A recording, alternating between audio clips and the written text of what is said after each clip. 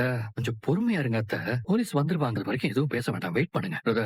Police வந்துருவாங்க, அது வரைக்கும் நீங்க கொஞ்சம் வெளியே இருக்கீங்களா? நாங்க ஏன் வெளில போனோம்? வேணும்னா நீங்க எல்லாரும் வெளில போங்க. அது நாங்க இங்கதான் இருப்போம். இவரு இப்படி எல்லாம் செய்ய மாட்டாருன்னு நினைக்கிற பல பேரு நம்பவே முடியாத பல காரியங்களை பண்ணிட்டு தான் இருக்காங்க. மத்தவங்க கூட கம்பேர் பண்ணி எல்லாம் நான் பேச விரும்பல. அது எப்படி சார்? நாங்க வீட்டை விக்க போற நேரமா பார்த்து கத்தார்ல இருந்து நேரா இங்க வருவாங்களா? இவங்க கண்டிப்பா வேற ஏதோ பிளானோட தான் சார் வந்திருக்காங்க. அந்த மாதிரி எந்த பிளானும் எங்களுக்கு இல்லைங்க சார். நாங்க 3 முறை இந்த வீட்டுக்கு வந்து பாத்துட்டு போனோம். இந்த வீடு பூட்டி தான் சார் இருந்துச்சு. அக்கம் பக்கத்துல விசாரிக்கும் போது இவங்க எல்லாரும் சென்னை போயிட்டு தான் சொன்னாங்க. சென்னையில இவங்க எங்க இருக்காங்க, ஏது இருக்காங்கன்னு எங்களுக்கு எதுவுமே தெரியாது. அதனால நாங்க திரும்ப தேனிக்கே போயிட்டோங்க சார். கொஞ்ச நாளைக்கு முன்னாடிதான் இவங்க இந்த வீட்டை விற்க முயற்சி பண்ணிட்டு இருக்காங்க.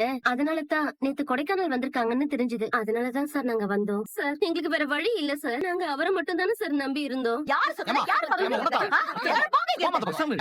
என்னமா என்ன நடக்குதுங்க? கொஞ்சம் பொறுமையா இருக்குன்னு சொல்றல.